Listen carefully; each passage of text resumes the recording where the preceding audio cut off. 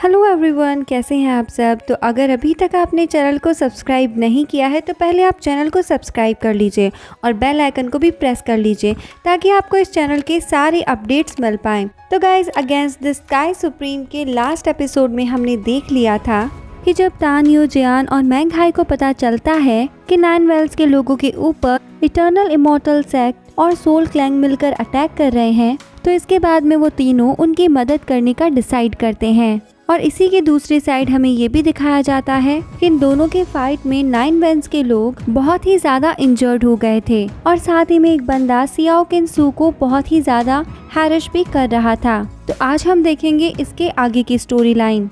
तो आज के एपिसोड में हम देखते हैं कि सियाओ किंग स्वान को मुसीबत में देखकर उसी का एक साथी कहने लगता है, अपने हाथों को उससे दूर रखो वरना मैं तुम्हें जान से मार दूंगा। और इतना कहने के साथ ही वो अपने फ्रेंड की मदद करने के लिए आगे बढ़ता है, लेकिन तभी उसके रास्ते में इटर्नल इमॉर्टल सेक्ट का एक बंदा आ जाता है और वो उस पर एक पावर स्लैश से अटैक भी कर देता है और उससे कहता है कि तुम मुझसे मुकाबला करो क्योंकि यहाँ पर तुम्हारा ओपोनेंट मैं हूँ।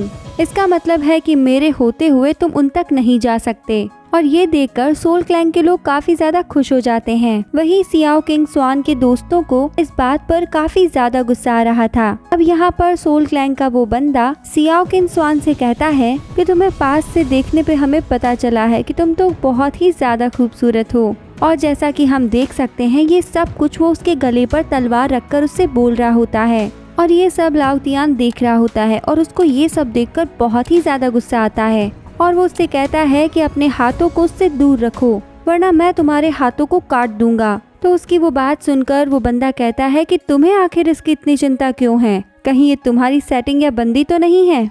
तभी सियाओ की नज़र लोंग तियान के पीछे एक बंदे पर पड़ती है जो कि उसके ऊपर अटैक करने ही वाला था, लेकिन तभी सियाओ उसे वार्न कर देती है और उसके पीछे से वो पर्सन उस पर एक पावर स्लैश से अटैक भी कर देता है। लेकिन लोंग तियान को सियाओ पहले ही इससे वार्निंग दे देती है, इसी वजह से लोंग तियान उसे रोकने के लिए अपनी पावर का इस्तेमाल करता है, लेकिन इसका कोई भी फायदा नहीं होता है क्योंकि उस बंदे का वो पावर स्लैश अटैक बहुत ही ज्यादा पावरफुल था और ये अटैक लोंग तियान के पूरे हाथ को काट देता है और इस इंजरी से उसके शरीर से काफी ज्यादा खून बह जाता है और इससे अब वो पहले से भी ज्यादा इंजर्ड हो चुका है। और ये सब कुछ देखकर सियाओ को बहुत ही ज्यादा दुख होता है, जिसके बाद में सियाओ सभी से कहती है कि तुम सब यहाँ से चले जाओ, तुम लोग मेरी चिंता मत करो, तुम सभी को जल्दी से जल्दी यहाँ से निकलना होगा वरना तुम सब भी यहाँ पर मेरे साथ मारे जाओगे।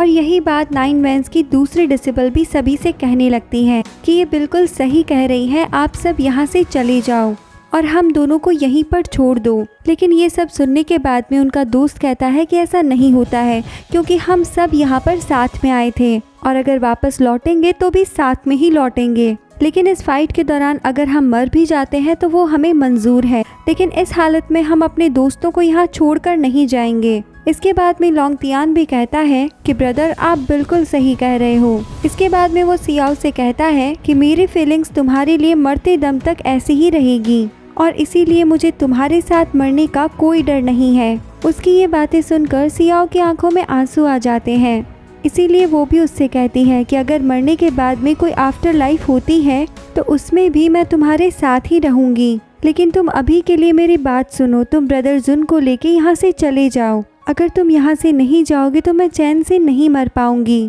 इसके बाद हमें दिखाया जाता है कि वो लोग नाइन वेल के दूसरे डिसिपल्स पे भी अटैक करना शुरू कर देते हैं। अब सियाओ मन ही मन में सोचने लगती है कि इस बात का मुझे हमेशा रिग्रेट रहेगा कि मैंने तुम्हारे सामने अपनी फीलिंग्स नहीं बताई, लेकिन अभी के लिए मैं ये चाहती हूँ कि तुम ब्रदर बाली और ब्रदर लोंग तियान को लेकर यहाँ से चले जाओ और अपनी जान बचाओ ताकि तुम बाद में हमारे लिए बदला ले सको। लेकिन हम देखते हैं कि अभी भी इटर्नल इमॉर्टल सेक्ट के डिसिपल्स उन पर अटैक करने से रुके नहीं थे। उन्हीं में से एक बंदा ऊपर हवा में जाकर उस लड़की के ऊपर एक आइस अटैक कर देता है और इस अटैक की वजह से वो घायल होकर जमीन पर गिर जाती है, लेकिन फिर भी वो कंटिन्यूअसली अपने दोस्तों से बोल रही थी कि तुम सब यहाँ से चले जाओ, अगर आज तुम सब यहाँ पर मेरे साथ मारे जाते हो तो मैं खुद को कभी भी माफ़ नहीं कर पाऊंगी, प्लीज़ यहाँ से चले जाओ। अब उसकी इन सारी बातों से उसके दोस्तों को काफ़ी बुरा फील हो रहा था क्योंकि वो लोग एक दूसरे को बचा नहीं पा रहे थे।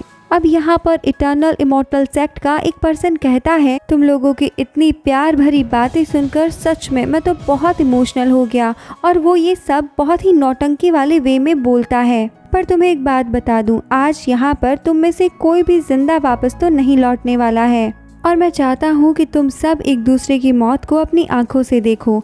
और ये सुनने के बाद में 9 वेंस के इन डिसिपल्स को काफ़ी ज़्यादा गुस्सा आ जाता है, मगर वो लोग इतने ज़्यादा इंजर्ड है कि वो चाहते हुए भी कुछ नहीं कर पाते। और वहीं पर दूसरी तरफ हम देखते हैं कि सोल क्लैंग के कुछ मेंबर्स अपने डिसिपल्स और अपने साथियों को चीयर अप कर रहे होते हैं और उनसे बोलते हैं कि इन सभी को जान से मार दो। अब इन सभी की बातें सुनकर सिया और उसके चारों साथी बहुत ज़्यादा घबरा गए थे। इसके बाद हम देखते हैं कि उन सभी को खत्म करने के लिए सोल क्लैंग और इटर्नल इमॉर्टल सेक्ट के बंदे उनके ऊपर अटैक करने के लिए तैयार हो जाते हैं। लेकिन तभी वहाँ पर अचानक से एक येलो कलर की लाइट अपीयर होती है और वो लाइट वहाँ अपीयर होते ही सबसे पहले इटर्नल इमॉर्टल सेक्ट के उस बंदे के हाथ और पैरों को काट देती है, जिसकी वजह से हम देख सकते हैं कि उसे काफ़ी दर्द होता है और फिर वो नीचे ज़मीन पर गिर जाता है। उसे बिल्कुल भी समझ ही नहीं आया था कि उसके साथ में आखिर ये हुआ क्या। और ये चीज़ देखने के बाद में उसका वो साथी भी अपना अटैक रोक लेता है।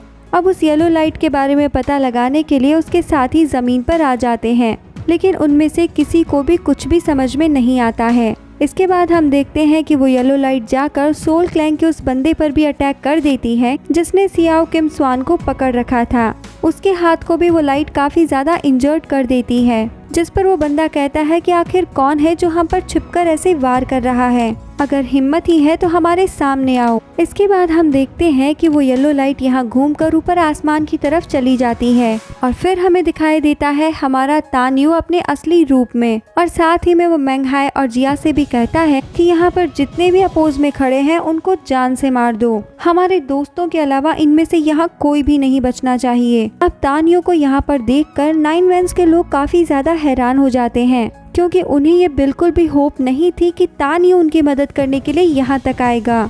और अगर बात करें सोल क्लैंग की, तो वो तान्यू को हराने के लिए एक साथ मिलकर उस पर अटैक करने का प्लान बनाते हैं। लेकिन तान्यू तो अपने मैजिक ट्रिक से उन तीनों को एक ही बार में और एक ही साथ में जान से मार देता है। और ये सब देखकर वो सब बहुत ही ज़्यादा हैरान रह जाते हैं।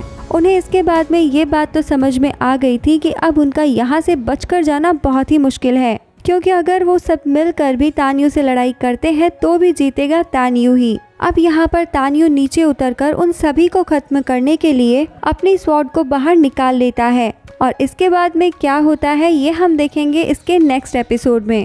तो दोस्तों, अगर आपको मेरी एक्सप्लेनेशन पसंद आ रही है तो वीडियो को लाइक और शेयर ज़रूर कीजिएगा। साथ ही में कमेंट सेक्शन में कमेंट करके भी हमें इसके बारे में ज़रूर बताइएगा। तो फ्रेंड्स, अब मिलते हैं नेक्स्ट एक्सप्लेनेशन के साथ नेक्स्ट वीडियो में। तब तक के लिए bye bye, take care and thank you.